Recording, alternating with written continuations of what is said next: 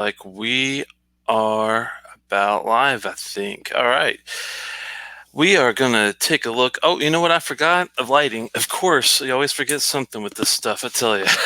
Sorry, guys. Oh, man. This is funny. Anyway, what a way to start, right? It's been one of those weeks. It's been a long one. And I'm happy to finally sit down and take a look at a new distillery, not a new distillery, but a new look at the distillery, Springbank. We've been going through and taking a look at different distilleries. If you take a look at the channel, and I'll repeat this later in the show if you miss it early. Hey, Trooper, good to see you, man. Hopefully things are good down there in Louisiana. What you sipping? Um, we're going to take a look at that spreadsheet, and if you want to look at it, you can look at any time. If you go to my channel, go to discussions at the top, one of the links will take you to a spreadsheet that has all the distilleries, and I'm taking a look at different categories: taste, consistency, variety, age, availability, value, craft. Those are the different criteria, I guess we'll call it, that we take a look at, and I'll try to think of a number, after evaluating. And I've any distillery that I've done a whole lot, at least their core line, with the exception maybe like a 21 or 25-year-old if they have it. Sometimes I've had the 21 or 25, but not in this one, not in Springbank. That's a whole nother story. But I have had a lot of different offerings from them, and I invite you guys to also come on board and take a look at. Give me your number, your taste number, your consistency number, your variety number, age, all that. We're going to go through one by one, and I'll factor it in with my score actually, and kind of give it an average now of what the present state of the distillery is. And we might foresee them releasing age statements soon. That would be great. We're just taking a look at it as it stands now, not what's to come or what we haven't been able to get our hands on yet. So, wow, lots of people. Lost Claus, good to see you, man. James Brower, good to see you too. Thanks for stopping by. Like I said, if you can take a look at the spreadsheet if you want to follow along. It makes it a lot easier. There's also a spreadsheet I'll get into later that keep track of recipes for blending. We'll talk about that last. But tonight looks like Trooper has started off with a Kilkerran 8 cast strength. Awesome stuff. Yes, it is. That's one of those dividing drams to me for Kilkerran, only because some people, they just want it quick, easy. They don't want to play with, little bit of drops of water. They don't want to play with it. They just want out of the bottle, perfect, ready to go. That's the 12. But if you don't mind, taking a little more time with it, having a couple of drops of water, getting it fine tuned to where you really like it, the cast strength 8 is a really good offering, I think. I'm a huge fan of Kilkerran. The only one of theirs I haven't tried yet is the heavily peated. I've had the couple works in progress. I've had the 12, and I've had the what is it? And the cast strength as well. So we did take a look. I think, did we do Glengall? No, we haven't done Glengall yet, or Kilkerran. That's on the to-do list, and hopefully I can invite you along there, Trooper, to take a look at Kilkerran down the road. It looks like Lost Cause is having a Long Row 14 sherry. I did pick up a Long Row, a peated, just a basic malt. It was about, I think, I have to go back and look, but around $60-$70. It wasn't like extremely expensive. Just a nice overall heavily peated malt. I mean, it's a 4 out of 5, I'd say. It's not it doesn't have any special casks, that might give it extra flavor, but for what it is, just a straight up bourbon-esque cask, oaky, peated Campbelltown funky leathery malt. I think it's a solid go. To start off with, and I am going to take a look at a special bottle later, just to show you guys that I do have it here, the Laphroaig 16. We're going to look at that here later. You can tell I already had a little pour, getting past that neck pour, and is the new can. I was lucky enough to find this. I'll tell you about that, guys, about that later. But we're going to start off in the honor of Springbank. They have, if you're not familiar with it already, um, oh wow, James is having the Ardbeg 19. I did get a bottle of it. You might see it back there, that white, black, the Trevon. I do have that unopened back there. We're going to take a look at that, and yeah, the markup is really really hardcore. But for 19-year-old, 300 is a hell of a lot better than some other distilleries prices for a 20 year old. I'm not going to mention any names, but you guys know exactly who I'm talking about. It might start with an M and it might start with a D. You can fill in the blanks from that one, but yeah, I mean it is pricey, but it's hard to find a really good quality high aged scotch for anything not a $300 range. That's the scary thing about it. At least it's not as young as the dark or the light on Highland Park. There you go. Right. Hey Dram, good to see you. I'm glad you made it. I'll get to that Laphroaig we were chatting about earlier soon. Oh, wow, 265 broke your heart. That's a hell of a good price. I know mine wasn't that cheap, so there you go. It was all about 300. MSRP is what it pretty much went for, I think, here. So anyway, as you could tell, this is an interesting little beast. Springbank is, the basic middle of the road deal. Oh, it was about 120, 130 after shipping and tax and everything. Dram. 100, I think, was the base price, and I think after it's all said and done, it's just going to be about $30 to tax and ship anyway. Um, it was in the country. It was not from overseas, surprisingly either. But anyway, uh, Springbank is the base. They have two other offering categories. They've got Hazelburn, which is the unpeated, and they also have the Longrow, which is their heavily peated. I'm going to start out tonight with a Hazelburn. This is the 14-year Oloroso Mature. I have had the 9-year Barolo, which I was not a huge fan of, I'll be honest with you. Some people adore every Hazelburn they touch. That one to me wasn't, the bee's knees. This one, though, on the other hand, I have had a sip before and did enjoy it. And to me, this was a much, much better offering. And Tram's right, this is a triple distillation process. I think it's reminiscent of Auchentoshan, which is a lowland, but I think they also triple distill. Correct me if I'm wrong there, Dram.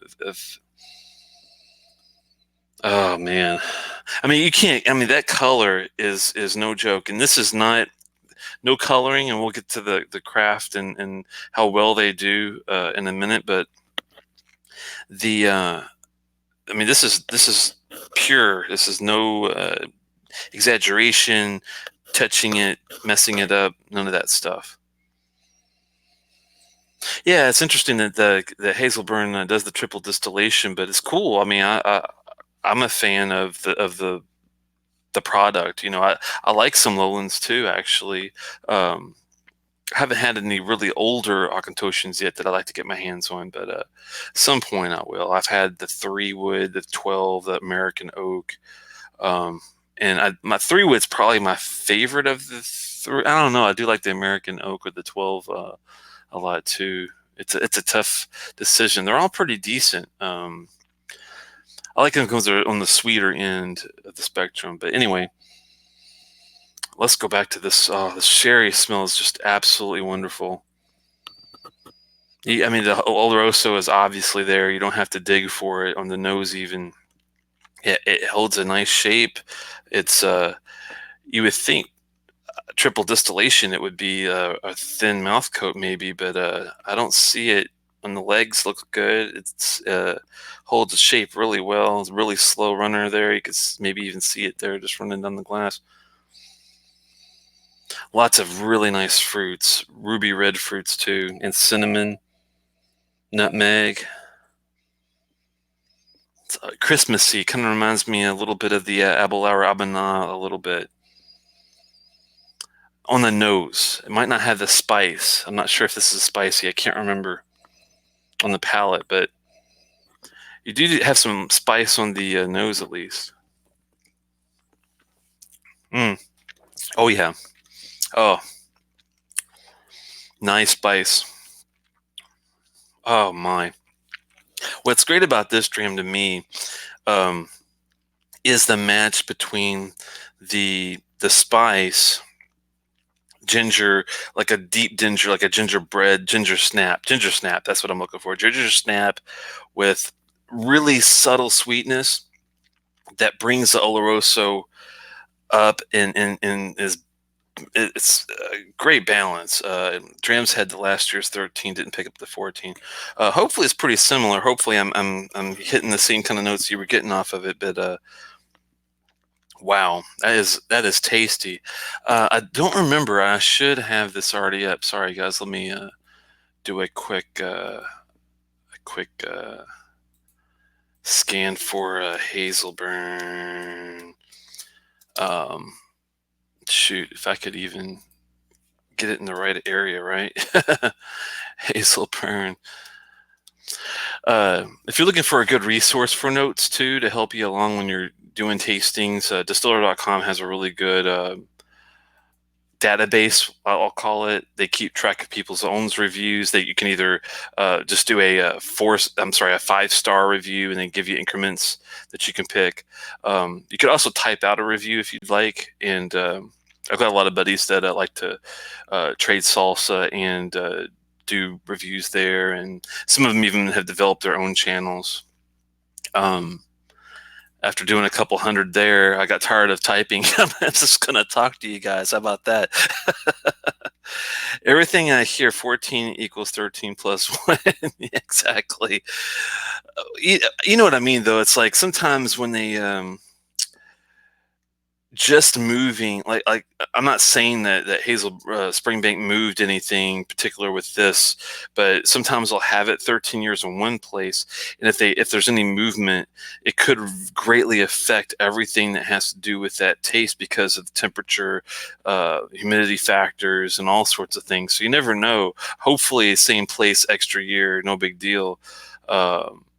I am curious to see what dram, if you remember what kind of notes you got off of it, but really nice, spicy yet sweet, balanced dram. Not surprising for a spicy dram. Well, it's not overly drying.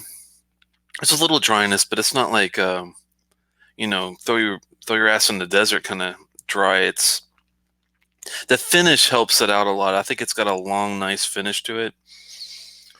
It's kind of figgy, yet just the right amount of, I don't want to say astringency, but some sort of balancing.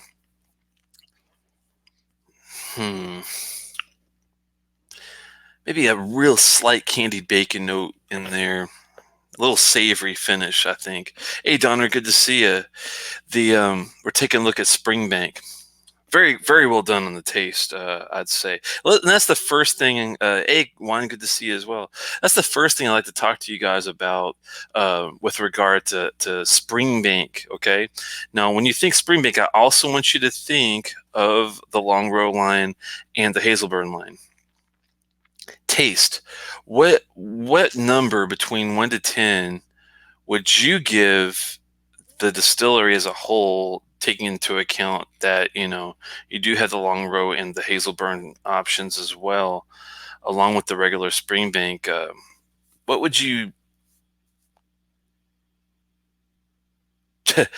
Las Caz says that he thinks that 14 tastes like motor oil in the best way. I see where you're going with that. It's funny because, yeah, I was trying to find that word for that, not astringent, because it's not a mineral taste, but it is kind of like a thick, kind of a bit of an oily, what what I could envision like a nice tasting motor oil to taste like.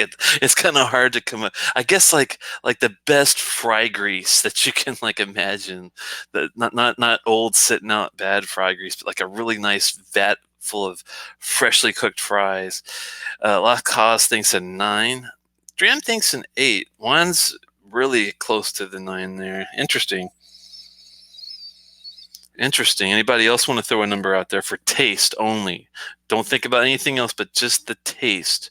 Um, the 10 is kick ass. I love the basic 10 Springbank.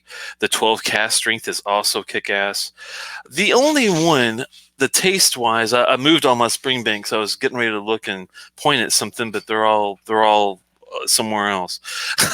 um, the 15 was one that I wasn't really as enthused about as the 19 or even some of the 12s.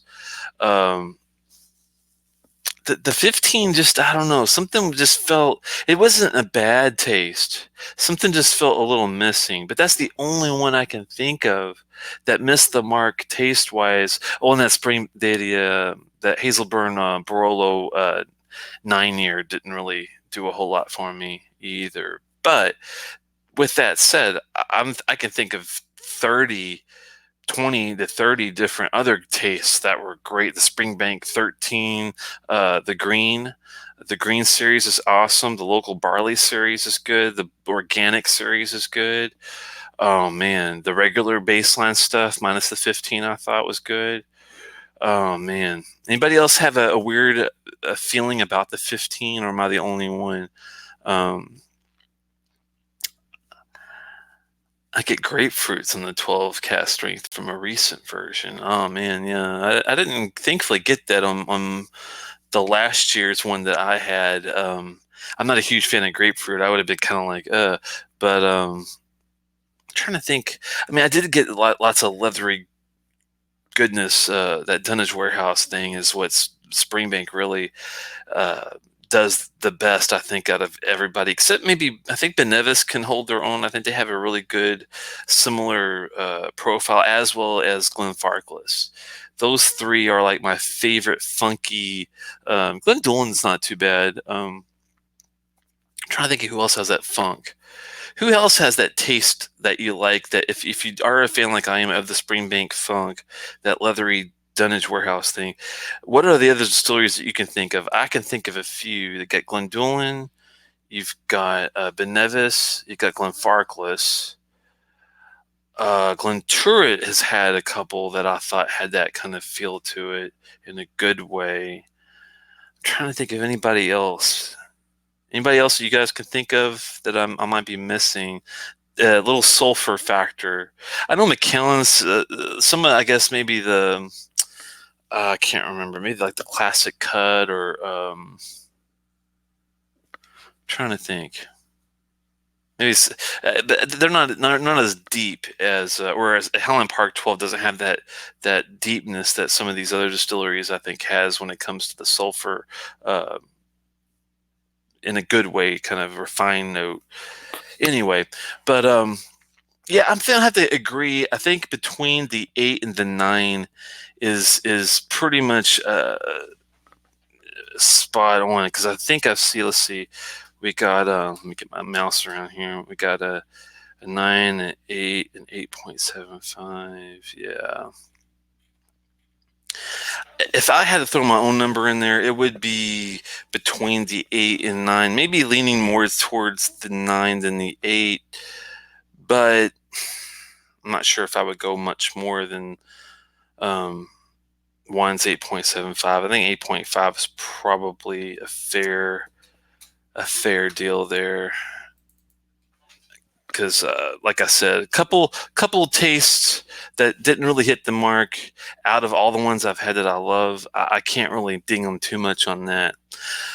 Now, this is an interesting thing that Lost Cause brings up with this batch variety. The batches vary a lot. Consistency is my next category. What would you guys give it, Last Cause? Feel free to throw a number out there on their consistency. Yes, I'm going to ding them for. I think when I have a favorite, and I'll use. I don't know. I mean, the batches on the Laphroaig 10 cast strength, for example. Yes, they vary, but they're pretty consistent when it comes to what you're expecting. Um, a good example of a distillery that has an issue with batch variation to me is the Abelard Abana. The 50s, early 60s batches I thought were great.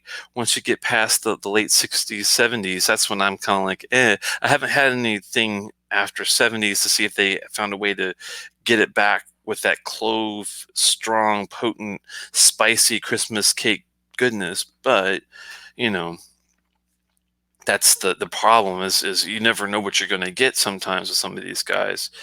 uh 7, I didn't like the bourbon wood 14 recently as much. Interesting, yeah. Because that's a well regarded scotch, the bourbon wood 14. I've had it myself. Went through the bottle fairly quickly. If I'm in the mood for like a Lagavulin 8 basic bourbon-esque, no cask influence outside of that type of basic uh medium peat dram, that's like a good one there. A little smoke, nothing too out of the norm though, for just a nice solid uh 14-year-old bourbon cask whiskey. But yeah, if you're not feeling the same feeling that you got from last year's to this year, that's an issue. Macallan 12. Macallan 12, you bringing it up because of the funk factor, maybe? Springbank will vary the split between bourbon and sherry cask between batches. Yeah, that's true. Because they do that with the local barley. I noticed with the 9 to the 10 to the 11, and they had the 16 as well. But when I had the 9 and 10, I remember in the 11, like one was just bourbon, one had some sherry influence to it. I think two of them might have had sherry influence to it, and one was just a straight up bourbon, or I can't remember, but the technical aspects. But I do remember the one I had was one of the so-called sherry ones, and I didn't really get a whole lot of sherry out of it at all. I don't. Uh, I guess it was because it was. I mean, I don't think it was Amontillado or anything, outside. I thought I was expecting like an Oloroso or a PX sherry, but maybe it was a different type that I wasn't expecting. But I could have sworn it was supposed to be Oloroso or something, but it wasn't very specific with the description of the what sherry was used with the local barley. I think it was a 10, I want to say, that I picked up. Um, anyway, but yeah, I'm gonna have to ding them also. I think 7's a fair number. Anybody else have a feeling that they what they think about the Springbank as far as consistency? Local barleys have a small percent of sherry, like 30, yeah, at the most. And I didn't even get any like, and usually even at 30%, I can pick out like um, you know, pick out a something with the sherry, but that one was a real rough deal for some reason. I don't know why. Give them a 7 for variance. Yeah, yeah, I think 7 is. And that's the thing, DHS. I mean, on one hand, I like the fact that I am getting change, I guess. But then on the other hand, when I have a favorite, like a local barley or a bourbon wood or a green or whatever, they have, it's. I guess I don't. The reason why I'm not going to give them a 0 is they're with their quality, they're consistent at least, as well as the at least the profile's consistent. I'm like, when you pick up a bourbon wood, you're not getting something that's 1 year horrible, 1 year and that's the thing. I'm not just looking at the core. I'm also looking at all the limited editions too. Um, so yeah, I mean, take account is the Springbank 10, the core. Look at the cast strength 12. That's part of their core. The 15, the 18, and the 21, and I think they might even have the 25. I have not had the 21 and 25 yet. I have had all the rest of them though. 15 was the only one that threw me for a loop, like I said earlier. But um, 25 is core, yeah. Um, is it consistent? Has anybody had some of those older ones too? Like if you've had a 21 or 25, definitely feel free to chime in because I can't cover every aspect of their line, unfortunately. But even with the core, they change it every year. Yeah. So I guess that Springbank 15 I had was just kind of an off bottle, maybe off year, but they're not consistent by design. Yeah. I guess what I'll do is I'm not gonna go crazy and give them like a 2 or a 1 because they're consistently quality drams. When I go get a bottle of Springbank, 9 times out of 10 I know it's going to be decent. And we're also talking about Hazelburn, and we're also talking about Longrow. Yes, throw everything that the distillery does into the mix. You got to take an overarching view of the entire puzzle in um, and that's the thing. I've heard, the people like myself that wasn't really into the Hazelburn Barolo 9, for example, will say it's a consistent offering, even if it's not something that we're into. At least it doesn't vary, too much within that particular year from bottle to bottle. Yes, every year might be a difference at DHS. I guess is what I'm trying to get at is that, yeah, every year might be, but I have seen problems where you'll have the same year and then one bottle will be one way, and then you'll get the same year different bottle, but it'd be a different taste. That does happen from time to time. The 12 Hazelburn, I've never see changes there. So there you go. Yeah, I mean, so the core stuff, to keep that into account. So I think that's Telex with the what. I got lost on that last one. But yeah, 7 is I'm leaning towards like a 6 or a 7. I think I might stick with a 6 because of the Springbanks drink new each time you drink them because of how complex they are. Well, I'm not just talking about Springbank in particular. I'm trying to think of a good example. Like, yeah, I mean, it could be a subjective experience, depending on what you've eaten before you tried it, things like that. When you do have a good palate, if it's sensitive and picks up a lot of things, it could be distracted by um, food that you've eaten in the early part of the day. If you have any sinus issues going on, if you have any sleep issues going on, if you're well hydrated, all that stuff affects your taste. So that's a good point. But anyway, regardless of all that, let's just keep it simple. I'm gonna have to, I think, give them 6.5 on the consistency. I think that's and like you said, they're not by design, but a lot of people do expect some sort of consistency when they have a distillery that they want to deal with. This is It's not just me saying that. There's a lot of people that feel that way, and that's why I do think of it as being something that should be looked at. If they had a way to keep the good stuff consistent that I like, that to me would be a better thing in general, not just for me, but for a lot of people. So, love the 13 La Rosa have an open Holland. Sorry, Hazelburg 10. Now, very interesting to taste. Unpeated Springbank, yeah. If you were to drink a Springbank blend, do you think you'd know it was a Springbank consistently? Oh, now that is a good question. I think I would know. Let me put it this way. Yes and no. It depends on what else you get. If I was just having that dram by itself, nothing else, and you asked me to tell you the distillery, I think I would probably pick Springbank first. But it depends on the sulfur profile. If it's that funk can be deceiving with like Benevis, the 10 has a very similar profile, as well as the Glendullan. select one. That one has it's not as refined. I mean, I could definitely tell, I think, the quality difference maybe with that, but yes and no. I guess if you ask me if I could tell the Hazelburn or the Longrow consistently, I think, yeah. I mean, I think if you put them all together, I could, but since you brought up limited editions, are there distilleries that on their experiments that you'd pick up blend more often? Just the limited editions.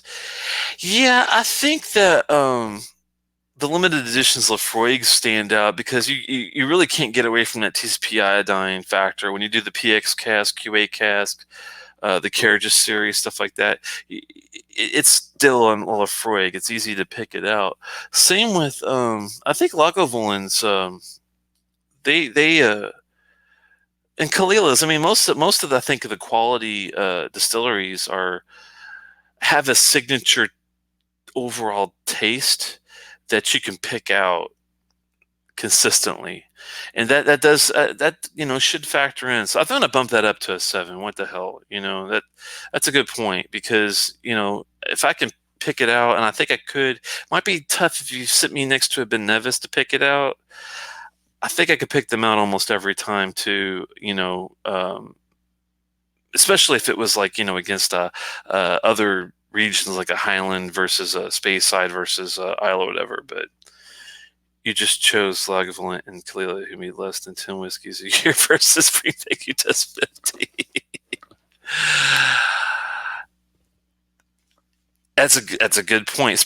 I will say Springbank does have a shit ton of production, and not just the Springbank stuff, but if you take account of all the limited editions for the Hazelburn and the Longrow and the Reds and the Ages and all the cask offerings and the core, it's like, I mean, it does add up to be a boatload.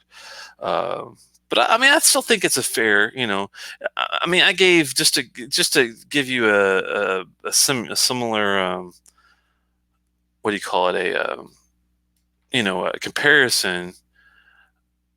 I gave them, let's see.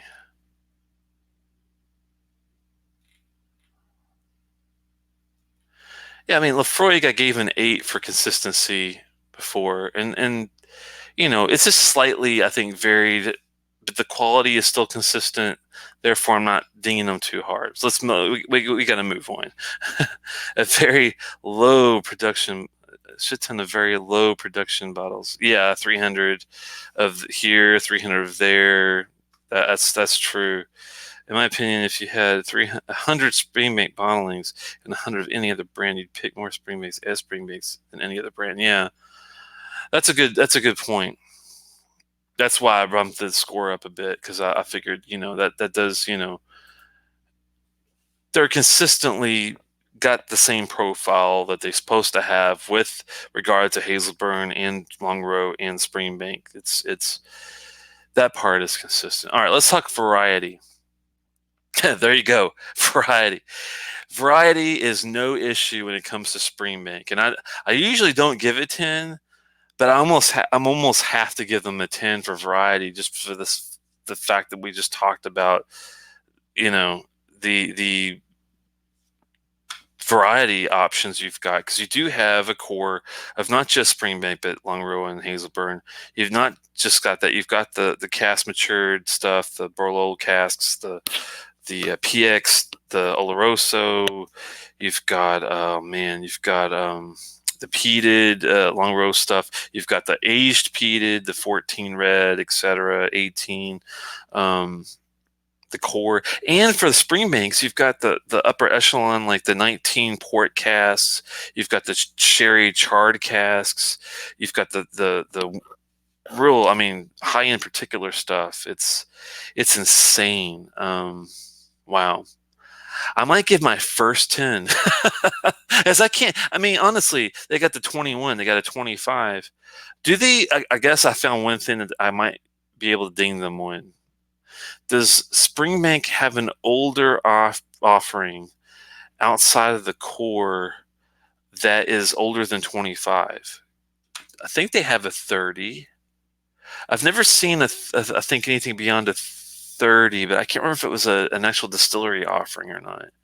Does Springbank have a 30? Let's take a quick look while you guys let me know. They did a 33 year? Okay. That might save their perfect. I'm trying to think of let me see something here. Springbank. We already know about the 15, the 12, 17, 16, 14, 19. That 19 port cask is no joke. It was my first high-end Springbanks, and that sucker was all sorts of great. 21.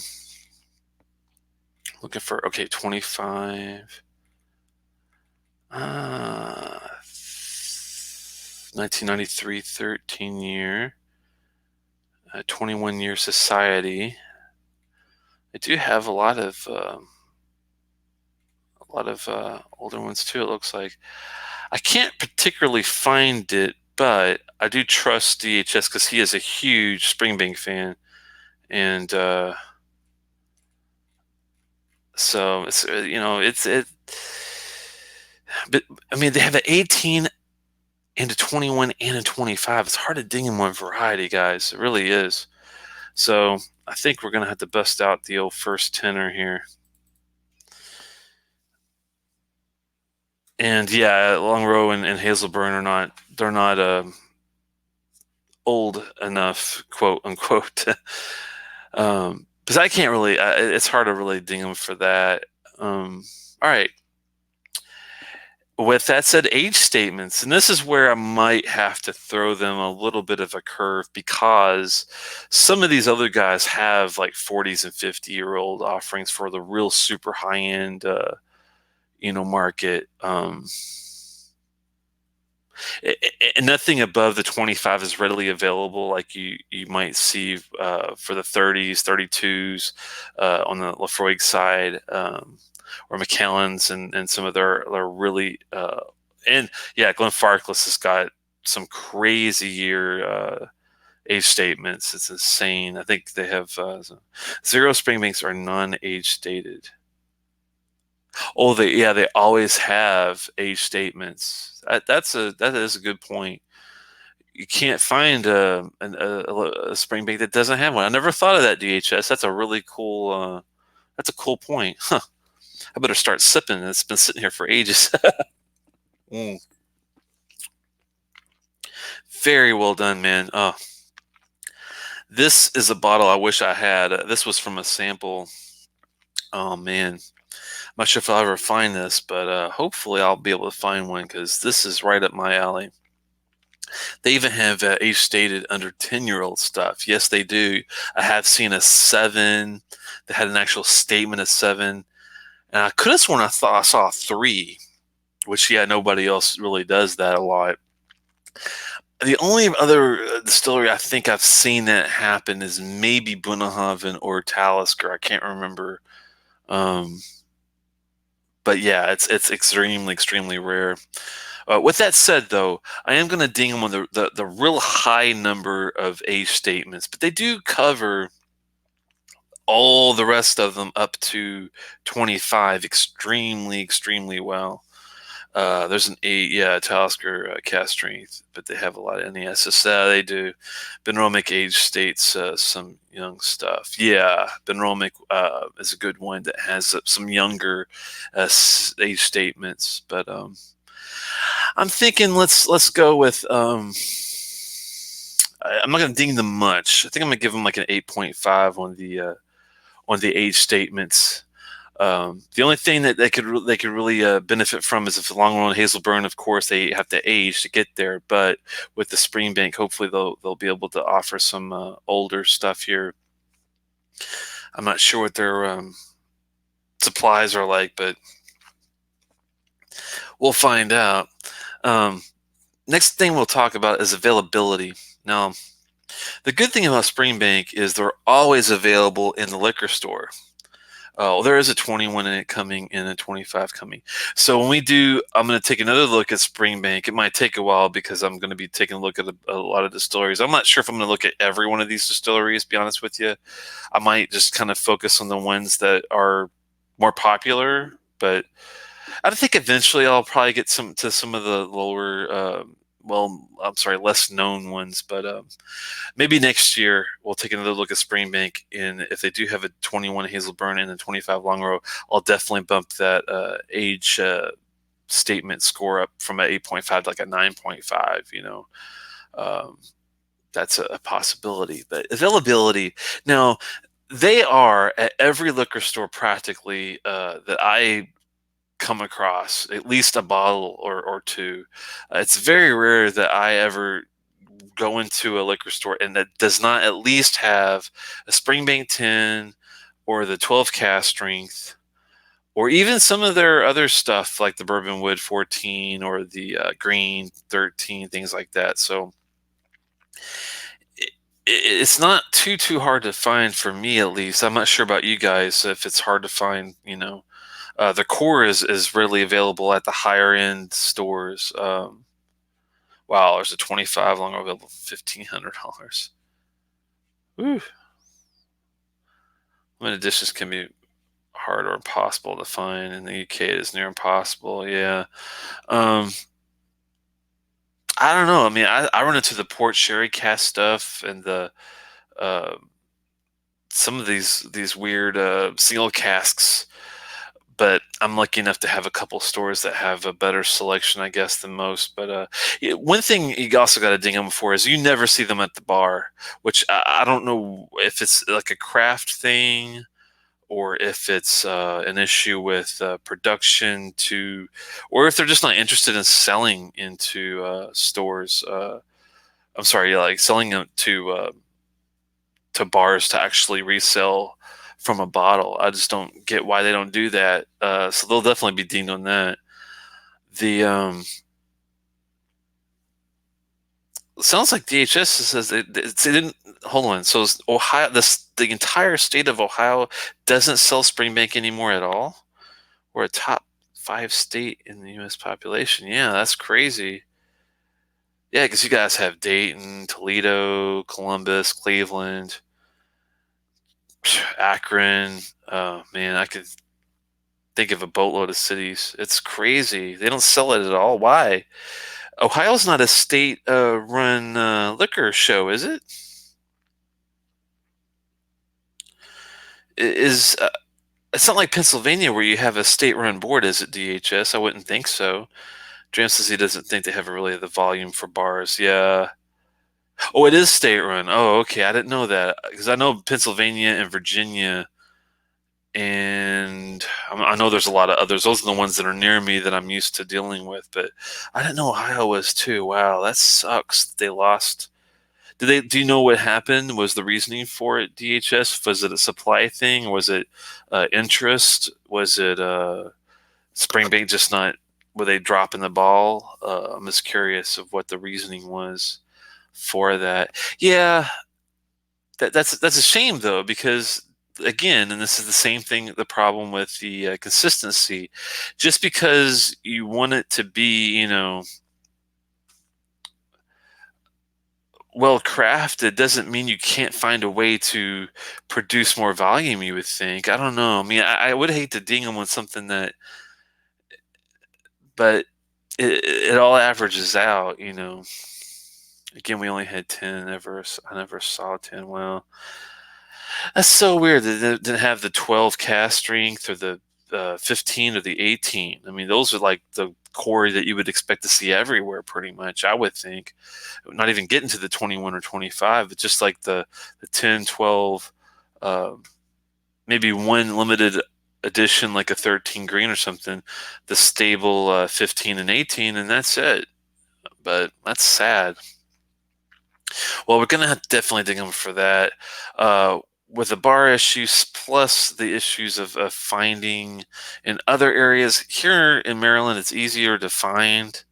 Um, what do you guys think? 6.5 availability to 7. I'm thinking at the highest end, maybe 7. I'm feeling a little generous. 6.5 might be more, I don't know, accurate. Again, we only had 10. Okay, sorry, 18. I never ever see 18. Well, I mean, I have one, but I'm on my way out to get it. Okay. Well, 6. Yeah, I was leaning towards. Um, first I thought 5, but I thought, ooh, that's awfully brutal. Then I thought 7, but that's a bit maybe too generous. So 6 might be an actual better. Worth noting, would you rather bar available or a store available? Well, when I'm rating these on availability, I'm thinking like 50-50. But personally, I would much rather it be available at a store than a bar. Um, But the problem though is unless you do have the bar availability, it's really hard to get a taste. And I mean, I'm lucky enough to know the guys that I do business with, so they'll throw me a taste of something before I buy it, unless it's something crazy, high end. The $1,000 bottle, I'm sure they're not going to just open up for me to taste, but uh, most of the other ones they will. But unless you have that, you can't sample anything to know if you'd even want to buy a bottle of it. So we have stores that do taste locally.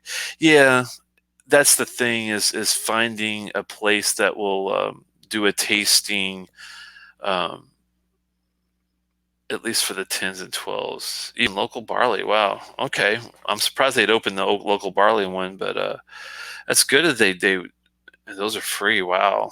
That's surprising because there's no such thing as a free tasting here in Maryland. I'm telling you. No matter if it's an expo or at the liquor store, they're all big on these like classes and these tastings, and it's crazy. And yeah, usually it's a bourbon and a rye, but we do have a lot of Scotch tastings, but they are not free, unfortunately. Kentucky is a little more generous with their tastings. It sounds like. Yeah, I'm gonna stick. I think we'll go with the 6 on the availability on that. Value. Now, here's the a big question for you, and I have a feeling DHS is definitely going to be on the upper end of the value question. But I love this dram, by the way. It's the Hazelburn 14 Oloroso. Um,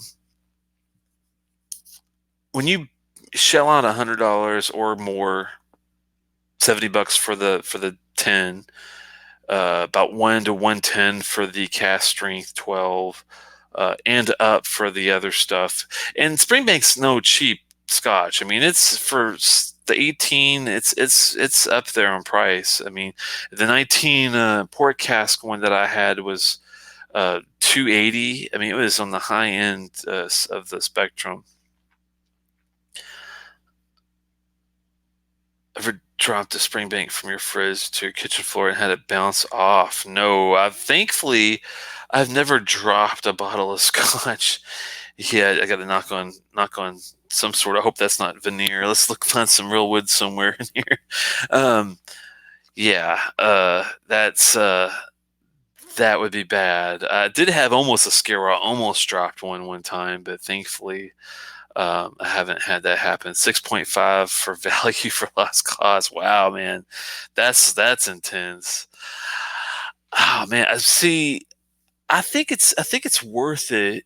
It's just it is on the pricier. Yeah, the bottles are very high quality because they do them themselves. We'll get to the craft in a second. We're definitely gonna get into all the craft in a little bit, but the value. Um, Man, $70 for a 10-year-old is really tough to swallow, especially when it's hard to even swallow Glendronach 12 at 65, $70. And then you're going 2 years back and you're giving it to me from Springbank and you're charging me 70. Springbank is expensive relative to others, but it's typically very good, so it depends on how you look at it. That's true, and that's the value question. So 6.5 from Lost Cause. Anybody else? Give me a 1 to 10 bang for your buck. What do you think as far as 1 to 10, 10 being the best value for your dollar that you're getting out of that dram, no matter if it's the Springbank 10 or the Springbank 25, or some limited edition that's, $300, or even some, you know, Hazelburn 9 that you got for under $100 if you found it.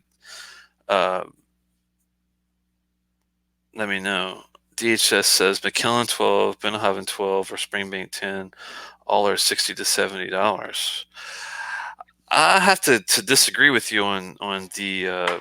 I think the Bunnahabhain 12 shares sells very cheap here comparatively, but it all it definitely depends on how you look at the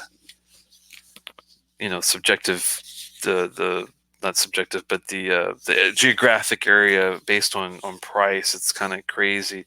6.5 for one. Wow, he agrees too. Let me look. Bunnahabhain 12. Yeah, I mean that's more. That's $59.99. We're talking 70 as a baseline. That's $10 more for 2-year younger whiskey. Yeah, Lost Cause has got the 12 for 137. That's crazy. Here, thankfully, it's like 110, 55.83. Yeah, it's $50 in California. But yeah, $70 is a little higher. So I think 6.5 is fair on the value. I might bump it up to a 7 because of, I think Ryan has a good point that it is handmade, and we're going to talk about craft last here. It's handmade. The malt is done in house. They do their own bottling. They do their own malting. They do their own everything, and they do it for Yeah, I did a 7 for Value Trooper. That's exactly what I gave them. I thought was a fair number because of that factor. So let's talk about craft. Now, this is where I almost have to give them a 10 again, because they do their own bottling. They do their own malting. They do it all. They have a way to do the peated, the unpeated, the slightly peated, the unpeated, and the heavily peated. They have a way to do these even if it's a 300 or 500 turn, bottle turnout. Wow, that's an expensive price there in Louisiana. There, Trooper for Boone 12, man. That's like crazy high. I'm not sure why. I guess they don't really have a lot of distribution there or something. Anyway. But yeah, I hate to see your all's price for the 18. It's probably like 175, because it's like 150, I think, here for the let's see, Buna. I'm using these sheets also because these are the cheapest prices I could find pretty much across the board in my state. Let's see, the 18 is 130 here. There it's probably like 150, I'm guessing. But again, does anyone think a Buna 12 is better than a Springbank 10 or Mac 12? I don't know if I will say better, DHS, but I mean it's similar quality, I think, to a Springbank 10. Macallan 12. I mean, I would much rather have a Bunnahabhain 12 than a Macallan 12. I'm not quite sure about the Springbank 10 though, because it depends on my mood. But yeah, Bunnahabhain for life. I definitely take the Bunnahabhain 12 over a Macallan 12 any day of the week. I think for me. Edgedower, yes. 60 to 70, always something else. Huh. SFTC, I'm not sure what that is. I know Edgedower, though. I love their Balakin stuff. That's the peated side. It's really good. But if the Springbank 10 is about the same and priced the same, why does the 2 years? Well, to me, it's not the same on the price. Again, it's the geographic fluctuation. That's the problem. Hey, Tosh, good to see you, man. Tosh is my buddy local here in DC. If you're in DC, definitely check out. You still at the restaurant there, Josh? I don't have the card with me. It's upstairs. Give a shout out about the restaurant you work at if you want to. I don't mind at all. It's one of the best whiskey bars in DC. That's great quality. It might not be as big as Jack Rose, but they still have a lot to offer. Tosh knows his whiskeys. He's not afraid to go outside the box. Great choice of Japanese whiskeys too. He's got really good Glengoynes. He's got man, he's got some good stuff. I've been traveling. Oh, okay. Well, hope things have been going well for you, man. And I do have some stuff here for you, Tosh. So you have to get your ass over here sometime, and we'll have to.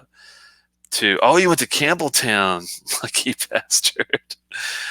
You'll have to come stop by, and I'll give you some stuff to take with you if you want. Just give me a buzz, text or something. Let me know when you're around, and or can get out this way, and we'll have to have a little swappy set, because I've got a lot more stuff than you were here last time, man. It's crazy different. So, oh, nice. Okay. I don't know. For me, Springbank is expensive, but I've never had a bad bottle when I'm spending $100. No bad whiskey ever. To me, that's an 8 safety. Yeah, that I mean, I agree. I hear you there, DHS. I'm not definitely for the quality. It is pretty good value, but man, some of the higher end prices too, like as far as like the higher age statements or some of the higher quality casks, they don't shy away from charging a boatload of money for some of those. So that's why I'm kind of like leaning still keeping it at 7. But we're talking, Tosh. We're talking about distilleries. If you haven't seen the channel in a while, definitely take a look at the first 5 we've already done. Ardbeg, Laphroaig.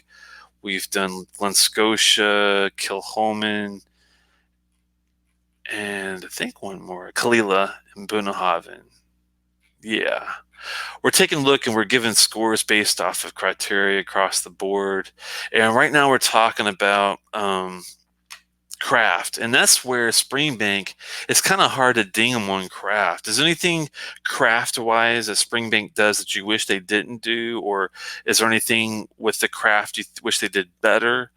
I mean, they have great quality bottling. They do it all in house. The malt is always good. It's great taste. Oh man, and the fact that they offer the peated, the unpeated, and the slightly peated.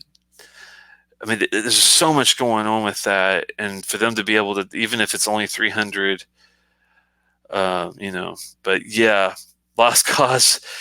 See, this is why I love asking you guys about this, because someone will remember what it is about the distillery that could just do a little bit better, and that is one thing that I do not like very much is the box. The box is more of an open face. There's the long row box up there. All my Springbanks, unfortunately, I should have got them out for the show, but the boxes are real flimsy, and it's weird because I want to put the box in front of the bottle usually when I'm displaying them, but you can't do it for those. You have to put the bottle inside the box and display it as one piece.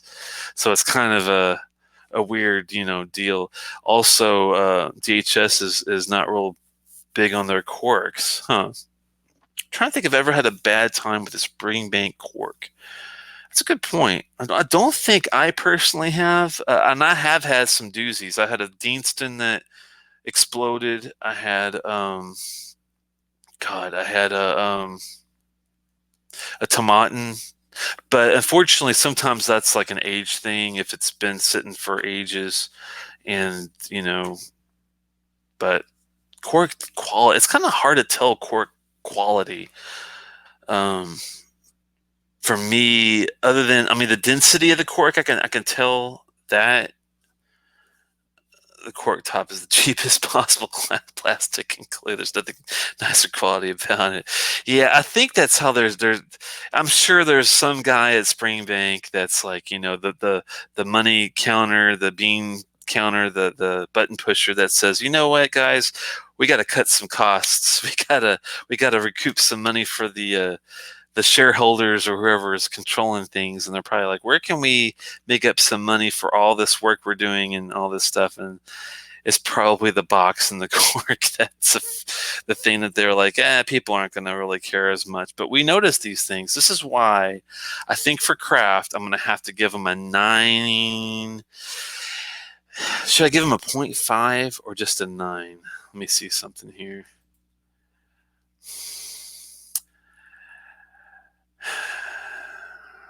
Yeah, I might have to edge them up to a 9.5. Let me see something.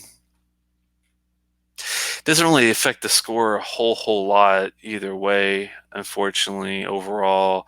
But they still land at a solid 8.07 to be technical. An 8 is basically an A minus across the board, which I think is a very,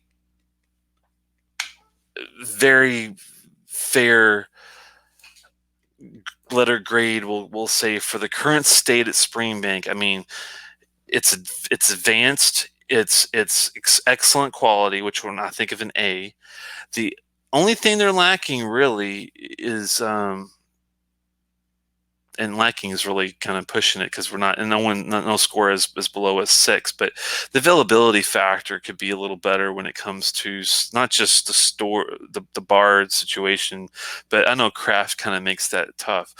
But get your product out at least to more stores that I mean, for Ohio, the whole state of Ohio to not have them offered is not a good thing, and they need to know about that. In addition to of Glengyle Kilkerran value to me is an 8, lackey distribution. Let me see if I did. I don't think I did Kilkerran or Glengyle yet. I have not. But I will definitely. You are definitely invited, Ryan, when we talk about Glengyle, which Kilkerran is the offering that Glengyle Distillery has. We'll definitely go over everything, and you're more than welcome to hang out with me and put your own spin on it. So, I think I'm fine with that. I think we did a good job, and this is why we like Springbank. I mean, I'm going to save this. This is why we like Springbank, and huge fan. And after trying this new long row peated and this Hazelburn PX, I'm not PX, but Oloroso 14, it just solidifies it strengthens my feeling towards the distillery. And it's so funny because that is their bread and butter is their craft. It's just, and now that I realize, and this is why I'm doing this series, is to make me realize what else do I not appreciate that I should be appreciating about the distillery. Oh, and by that I mean Kilkerran is Springbank. Well, yes and no, but Glengyle is the distillery that I mean, it's a separate distillery that does Kilkerran. Springbank, is their own thing. It might be. I already closed this, saved it, but I've got the owners there. I think, it's same employees and everything. Well, I'm sure. I mean, at this point, even just thinking about it, the only one I have not had is the heavily peated. And I've heard mixed reactions, but the other 4 are all solid, and they don't really have a whole lot of other things. They're going to be. It's Springbank employees and owner. Yeah. 9 for the craft Telex. Yeah, that's what I did. Trooper pretty much was a 9. I think I gave him a 0.5 just to because other than the corks, which I don't get cork taint thankfully off Springbanks. They're so sulfury, funky that you probably couldn't tell anyway. But besides the cork in the box, for craft they do everything else so damn well. And if you want, Cadenhead is also owned by Springbank. Wow. They own a boatload of stuff. It sounds like, geez. But I'm glad that they ventured out. And I think Kilkerran is to Springbank as Portishead is to Kalila, because I think what's happening is some of these guys are thinking, how could we experiment with our juice, but not put our name on our juice in case something doesn't work out? And this is just a guess, but I'm thinking this is why there's Portishead, which is basically Kalila, and Kilkerran, which is basically Springbank. I'm thinking this is why they're doing this, but don't quote me on it. I'm trying to theoretically figure out what's the point of these outside realms without using the well-known name that everybody knows and loves. Why would you, needs to be 3 distilleries to be a Scotch region. Ooh, is that a technical? Is that actually the part of the law, a lost cause? I wouldn't be surprised. And yeah, Springbank with just Glen Scotia, you have to have Glengyle to be the third one. That's the law. Okay, there you go. That makes sense. Hmm, interesting. I got a Kilkerran heavily peated batch one from Canehead's shop. We'll definitely share that with you. Oh, awesome, man! Yeah, I was that close to pulling the trigger at Petite Cellars to get my own heavily peated batch, but I was like, I think I'm gonna get this one instead. And I got this one for you, Tosh, the Laphroaig 16. I still have uh, we him and I shared the 18 when he was here last time with me, and the Ankh-Morpork. I think I gave you a taste of that. I love that one, and but I've got some new. I've also got the Carriages, the new Carriages triple wood cask drink that I'll have to give you a sip of if you want. But yeah, there's some crazy bottles back here, man. You're gonna die when you see some of these. The Kilkerran U.S. release tastes different to me. Oh, weird. Okay. Huh. I'll definitely try both just to see if I can notice a difference. That's cool. I need to look for 25 desperately. I do too, man. I do too. That's one. Yeah, I've got the 18, the 16, and some of the 10s, of course, and a lot of the Carriages and travel retail stuff. But yeah, I don't have any of the really higher. I had the 27, but and even the 30, 32. But I like some of these other ones better. But let's get to that now. Mm, that was a big one. Oh my. Mm, that sherry is unbelievably good. Oh my. Mm.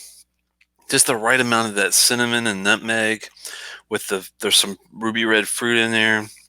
Lasanta-esque a little bit as far as flavor and with the fruit and spot on. A little drying, but and I'm not usually not a fan of a dry finish, but finish is just interestingly enough to keep things going. So overall, I think a really good overall taste still. All right,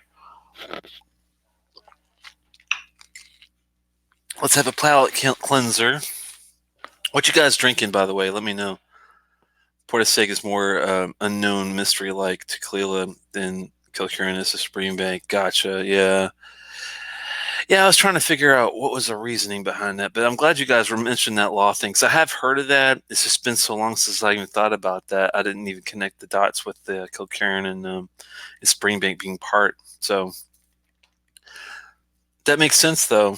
It's a shame that it's just there used to be 37, I think, distilleries, 30 something distilleries on Campbelltown. What happened? I mean, I know there was some sort of issue with in the 80s and 90s, I think, with Scotch in general, but excuse me, with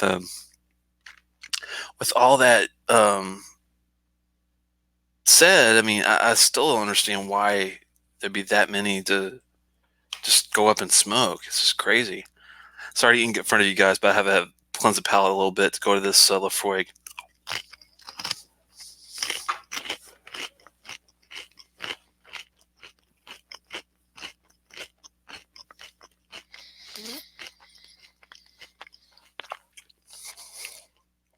I did pour this into my little dragon glass here. I love this thing. Kind of sits to the side. It's got a really nice area for the nose. It's got some air for the decanting, I guess you call it. And the only thing it's hard to do is to get like a nice. You can still get it a nice leg run, um, to see viscosity, things like that, because of the angular sides. But oh my, whew. This is just a glorious, glorious deal, man. I found this in Florida of all places. Couldn't believe it. It just got released. It's not even supposed to be, I think, technically over here. I must have got it off the boat somehow. Um, and I didn't even expect to find it. I'd heard it was going to be available in the United States, and I'll tell you some of the specifics here in 1 second. Let me get my distiller back up. Laphroaig. Local Barley 11 is the softest of them all. The 10's amazing. Yeah. I think that's like their most well-regarded series of local barley, especially the 16. That one seems to be like the one out of all, except DHS, I think, likes one of the 10 better than all of them, which I can't disagree with, because I did like it a lot. One is going to Jason Coates, the other two are open. All my friends said the 10 is better than the 16. Wow. Okay. Well, I'm glad I didn't get the 16 then. Let's pull out this new 16 of Laphroaig, man. Okay. So just on a whim, I looked it up and I'm like, okay, the Laphroaig 16 year has matured entirely in ex-bourbon casks and was bottled at 48%. Well, the funny thing is, the first statement there is true, but they left out a big, big, big factor. Is not only is it all entirely in ex-bourbon casks, these are first fill, baby. First fill bourbon casks. No joke. Yep. For 16 years, first fill. All right, so there's a big plus right there. Only it's 48% ABV, perfect sweet spot ABV for me, at least. And I don't know, if it was 52, I wouldn't complain. I just add a couple of drops, but 48 neat is like perfection. Typically, 11,500 bottles were produced. And supposedly this was an exclusive Amazon release in Europe, with select retailers in the U.S. also getting some bottles. Availability began in September 10th of this year. Well, the weird thing was, I didn't see it anywhere but one place, and the one place I saw it was in Florida, of all places. Just did a little search, ding popped up. 100, and with shipping and tax was 130-ish. I was like, for a 16 year, that's damn good. I'm sure the aftermarket on this is going to be just astronomically through the roof, especially if there's a limited run and it's tough to find in the United States. Someone rated it recently. There wasn't any ratings on this earlier, but they rated it recently. I was surprised to see somebody bothered with this review, because it just says they gave it 1 star, 1 out of 5, and it says so smoky and sweet, but not for me. And that's all they wrote. They had it supposedly at some Irish pub. I'm thinking, I don't think they had this bottle, or they aren't really familiar at all with Isla whiskey, and I don't know. Just don't think that's, you could get it for about 120 to 130 Trooper, I think, at this point, if you can find it still. Uh-oh, they're going Brexit. Brexit will not be good for whiskey import-export. I hope to God you're wrong, Ryan. I hope to God you're wrong, because I'm not a globalist by any means, but I don't want my freaking whiskey to go up either. Be like me reviewing a vodka alcohol pad. Yeah. Anyway, okay, so I went past the neck pour on this already to get a really a better idea. And I tell you what, the first thing that popped was the nose. And this is not a 1-star whiskey. This is a 4+ star whiskey. Really, really nice. A real strength popping nose. And that was the surprising factor for a 16-year-old.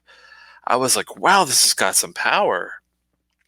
You can tell it's not going to be timid, but I'm hoping it doesn't ruin the refinement, the delicateness, the complexity. I don't want it to, screw up too much with that.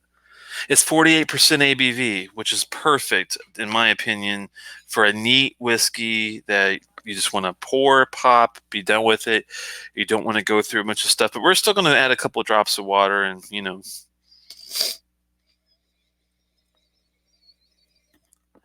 oh my. The first note you get, which is really funny, is like a bubblegum kind of a note. Kind of reminds me of the Lagavulin 12 cask strength. Heavy on the peat on the nose part with the TCP iodine hospital trademark you get from most Laphroaig drams. This is definitely no different from that, and it's on the high quality end. Citrus fruit is also one of the first notes you get off this. Of course, along with the peat smoke.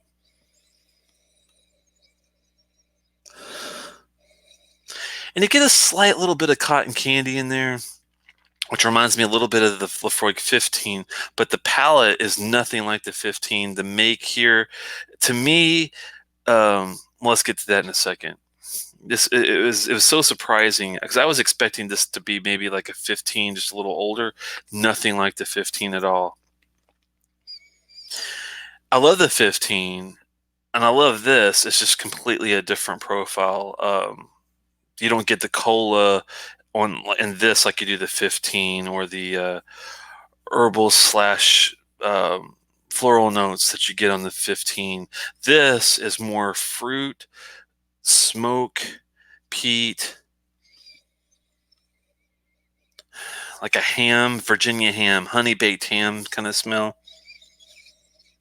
which leads you to the palate, and that's where it really gets to that honey baked ham, Virginia, with the cherry and the pineapple. But it's not a tropical dram. Oh, glorious mouth coat. That's one of the greatest things about this dram. It reminds me of a heavier, has a heavier Laphroaig mouth coat than most. Even the Cairdeses, which are higher ABV, it's got a little more of an oiliness. It's got a little more of a thickness. It's got a really nice milk chocolate note near the finish. It's got the candied bacon. It's got some ginger.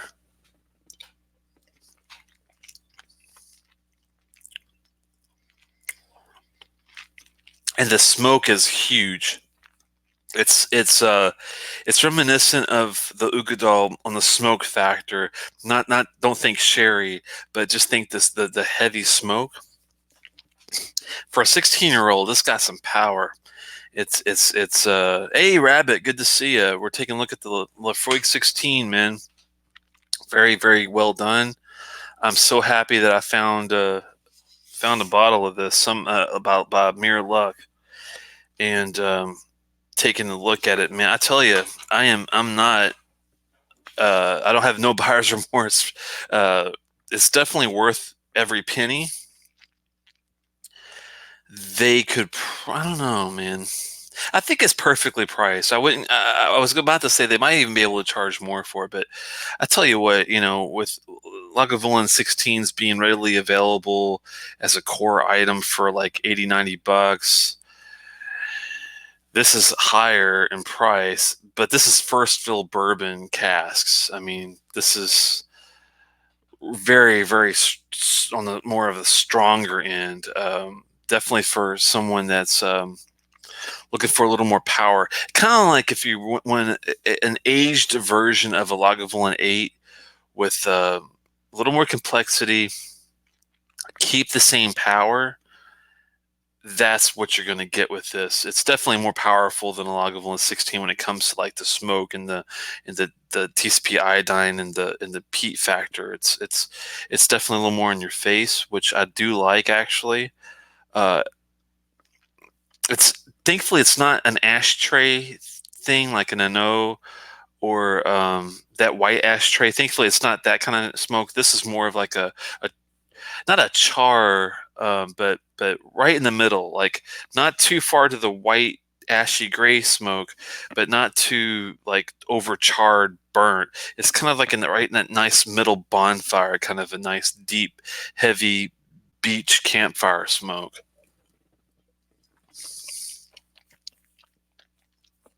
This is all neat too.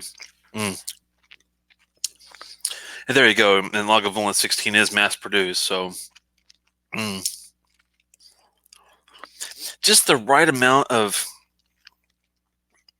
everything. I mean, it's so well balanced. It's got the savory aspects. It's got some sweetness in there that I really enjoy. Nothing overly bitter. That real nice milk chocolate note. It smooths and kind of turns darker towards the end of the finish. And it's a medium finish. I mean, the fire, the campfire part is long. The fruit kind of dissipates, dries away.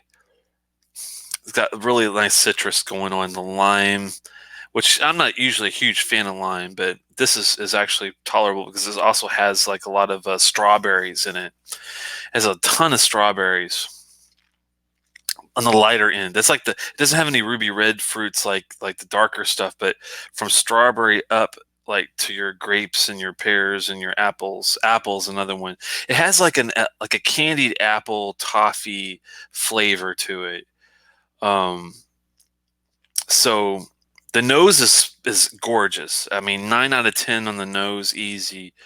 If I'm going, definitely toward a 5-star dram here. Palate, equally as good, spot on, perfect.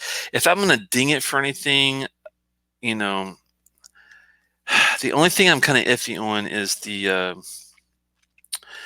finish is a little dry. But with that said,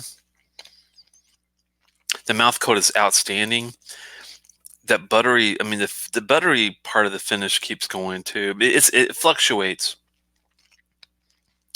It's one of those where you'll take a sip and you'll get it, and it'll be a long finish. The next sip might be a medium finish. Next sip might be a short finish. Next sip might be it's the finish is not consistent for me, but am I going to bitch about that? No, hell no. This is well done. It's got the complexity. It's got the age. It's got the strength. So I mean, it's really. I mean, it's got some. It's hitting all the horn, but pretty much down pat just right. Yes, that is the Supernova Stellar release from 2009. I want to say the very first one. I got so lucky on that one. I've got a Supernova Stellar release, which is this black bottle, which is next to the Blazda, which is the slightly peated Ardbeg. Interesting, good, but you have to be in the mood for it. And yes, the new 19 is sitting over there, ready to go. Laphroaig 15 is a really nice one too. Yes, the 15, unfortunately, it was part of their older core. It's no longer readily available, which is really sad. I do not have the new Supernova. I wish. This is the first release, the first one, the classic of the series. The crazy one that goes for a crazy $500-600 one. I was lucky enough to find someone that was sitting on the Supernova Stellar, the Blazda, and a 2008 bottle of Ugadal, and they gave it to me for a couple $100, and I was like, really? Are you serious? Do you know how much that's worth? And he's like, yeah, I do, but I don't have to go through all the dicking around with reselling it and stuff. I'm like, I'm your Huckleberry. That's the quickest I ever said that in my entire life. I'm like, do you realize you have the first version of Supernova unopened in a box? You've got a 2008 version of Ugadala, and you've got the Blazda? You've got to be kidding me. I have not opened the 19 yet, DHS. That's going to be a special occasion deal there, man. As is the Slugavulin 18 for sure. I still have an open down there. Also a special opening. There's a couple other ones I'm sure tucked away in here too that'll be special openings. But that Ardbeg one is a 19 is a big one. That took a lot for me to get my hands on it, and yeah, it's been hard not to open it. I'll be honest with you, but I mean, for that kind of money, man, for me, it's a lot of money. So I'm gonna have to take my time with it and savor every little drop, because I just can't pop that down. Almost open the car on the way home. I don't blame you. It was open in the car. I don't blame you, man. I wish I had the option of doing that more regularly, as far as not in the car, but opening those kind of bottles. But I gotta be patient and take my time with that. Oh my! But yes, black pepper, very peppery on the Laphroaig 16 as well. Black pepper in a good way, not too much, but just the right amount. Very complex for a 16. Very complex. It's just as complex as the 18, but it's got a hell of a lot more power, which I really appreciate. I do like the nuances, the delicateness of the 18 when it comes to some of it, but with the smoke mouthful you get with this, I'm like, damn, mm. So not to brag, but I'm trying to get a friend to agree to do a versus and maybe a YouTube video at 19, 21, 22, 23, and the new Supernova. Wow, man. See, to me, like, I appreciate guys that do those kind of videos, like the Scotch Test Dummies. They have a knack for doing these crazy shootouts where they'll have a whole spectrum of from the 8 or 10-year-old all the way up to the 25, and I'm like, I appreciate it, and I like the fact that they'll do it. But to me, for me to do something like that, it would completely obliterate my palate, where I don't know if I'd be able to. I mean, 1 or 2 I think's good. I try to keep it at a 3 as a maximum, because once I get beyond 3, my tastes are all over the place. And I've been hit with sherry, I've been hit with peat, I've been hit with all these nuances with subtle grain or barley or something or whatever. And once you've hit 3 different drams, it's sensory overload to me. I don't even know if my brain could handle trying to decipher 5 different ones in one sitting. To me, it'd be interesting if you narrowed it down to 19, the 21, which is the older, and a 20-something. Maybe if you don't, I would save the 21, actually. That's a rare one. I would do the 19, the 20-something, one of the 22s or 23s, and the Supernova. And I think that would be, I would call that a day.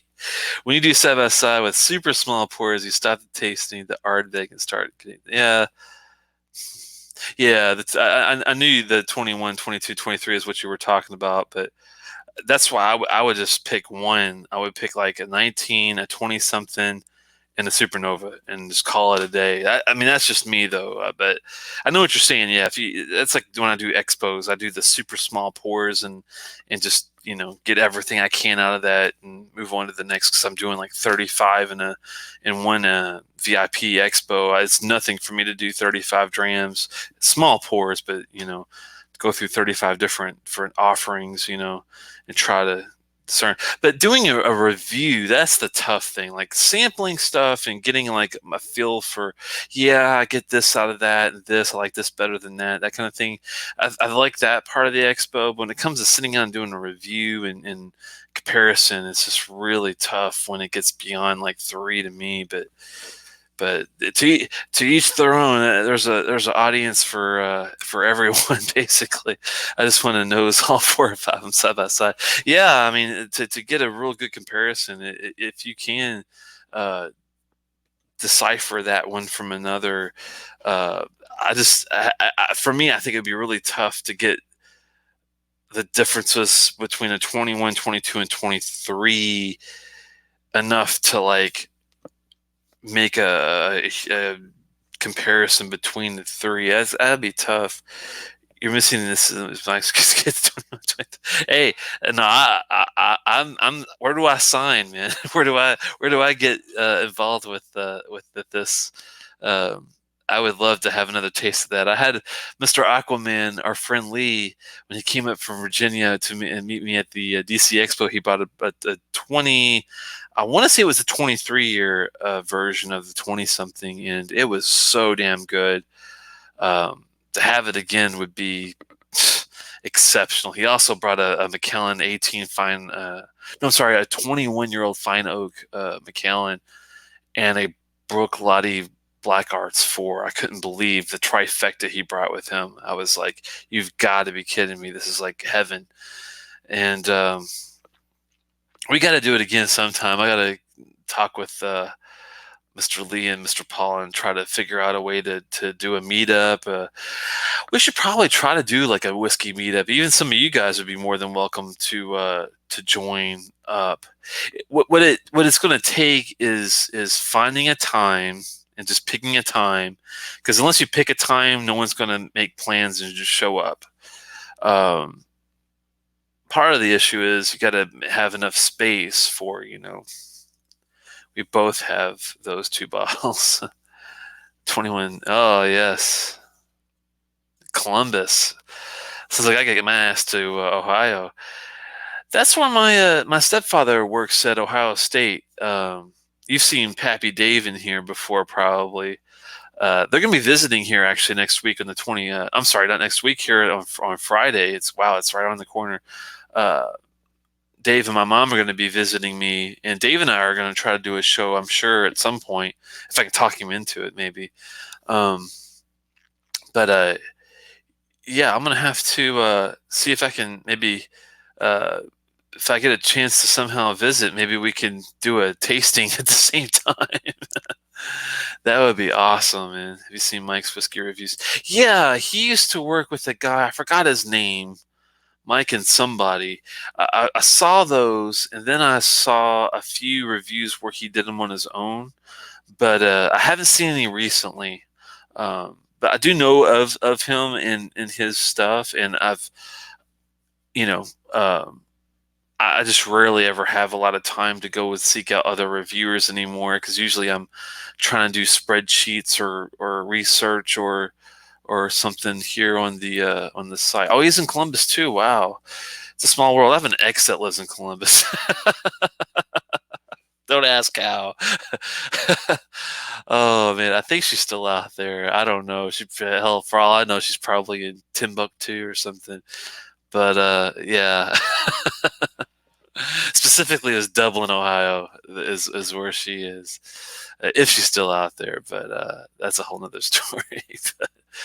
That's funny. I've only driven through there I think like once or twice. It's been a while. I'm in Cincinnati. Oh, okay, but we can meet up at his place. He's got an awesome collection. Mine isn't bad either. Yeah, I'm sure it's not, man. And you know your stuff pretty well, so no complaints here. But yeah, we'll have to try to do that. And if there's a distillery at DHS that you are interested in doing, if you have a way to do I'm not sure if you have a mic and can do video or whatnot, we could sit down and talk about one if you pick one. I definitely don't mind. I missed last week, and I'm sorry, guys, I missed last week talking about things because of I had some things with the family I had to end up taking care of, and didn't have a chance to last week. But this week I just was trying to think, wow, I gotta pick a distillery, one that I've done enough of to know to give them a good fair score, and I just came up with Springbank off the top of my head. So I'm gonna have to do some more research for the next one. I don't even know what I'm gonna do for the next one yet. So let me know, DHS, if you have a favorite we haven't touched on yet, and I'll try to pick up a bottle or so if I haven't had it. Hopefully, I've already had a lot of the one that you pick, and go from there. Well, thanks so much, guys, for stopping by. I do have to work tomorrow, so I got to cut it off here. But it's fun as always. I hadn't seen Loch Ness tonight. I wonder if he was busy. Usually, I run into him on Tuesday nights, but if you see you later, Loch Ness, hopefully you're having a good time. And I know we talked about maybe doing something at some point, but I don't think you had the setup to do it. Dram, yes, thanks for stopping by and everything. And Highland Park, I have not done, but I think I was going to save that with Steve and Connor, but let me talk to him about it and see. Good hunting as well, Ryan. And Tosh, yeah, definitely give me a text when you're available at some point. And if you can't make it up here, Tosh, let me know if you have some time available down in Alexandria. I don't mind doing a trip to see you since you've already came up here. I can even come down there maybe and bring some things. But I do have a lot here, so it might be tough to bring everything. But I could do a chat with you and maybe pick a few things out, maybe bring. So yeah, we'll have a chat. We've got lots to take a look at and see and do. Well, Salanchava, guys, and hopefully I'll get a chance to see you around, if not on the 25th, which is when he gets here. The 26th, I think, might be a good day for a show. So don't be surprised if we go on the air at some point on the 26th when my stepdad, Pappy Dave, is here. How about breaking the rules in Compass Box? Wow. We might be able to do that. I wasn't thinking about doing independent bottlers, but it's not to say I can't do it, because I have had a lot of Compass Box. I've had a boatload of Compass Box over the last few years, so I could probably hang with you on that one. Let's put it on our, well, okay, blending company. Yeah, they have a core range. I see. I know what you're saying. Yeah, I was missing in action. Sorry about that, Trooper. But yeah, we could let's put that in our back pocket. I might make a little link, a little extra area for the spreadsheet, and do. Yeah, they're easier than doing like a Suntory, that's for sure, or a Douglas Sling or something. Yeah, but yeah, that's not a bad idea, because yeah, but maybe even doing a Johnny Walker at some point might not be a bad idea, because it's kind of similar to a Compass Box kind of a thing.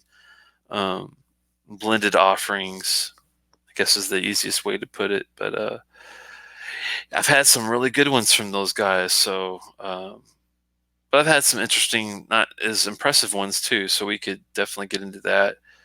Yeah, Walker 10 available. Availability craft is 0. Hey, I might have some Diageo people in here, man. Come on. No, I don't cater anybody, so I don't blame you. I know what you mean. I wish I could find an old bottling of 12. I know where you can get an old bottle of 17, Trooper. Here in Maryland, they've got an old bottling of 17 still, and it's not aftermarket price. They still have it for, let's see, Old Pulteney. I wish they still had the 21. I can't be that. Oh, maybe you're talking about the Highland Park. Oh, that's right. Sorry, you're talking about Highland Park 12.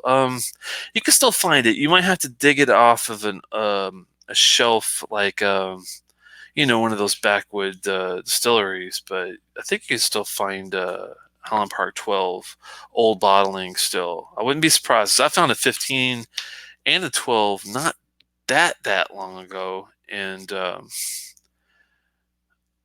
are four people here. Oh, about Old Pulteney. Do you have to wait for a new core? Um, yeah, that's the thing with Old Pulteney. I was gonna do it, and then I thought, well, hell, you can't hardly find the stuff that I'm familiar with anymore. I'll probably have to wait and do the new core, which I have already done the 15, the 18, the 25, so I could speak to the new make. And include it with the old stuff because you do find the old stuff still. Bubbler is another one you have to wait on, yeah, because that I have not seen the new bottles anywhere. Every place here still has the old vintage bottling. So if I did Bubbler, I'd have to do it old school style. But I'd rather wait and do after I have at least tried some of the new stuff, which I have not yet. So, but Old Pulteney, I can do a new version of that with the old stuff and do I think Old Pulteney. Take a look at Talisker. Yeah, would be a great one to do. I mean, there's a boatload of them that are going to be great.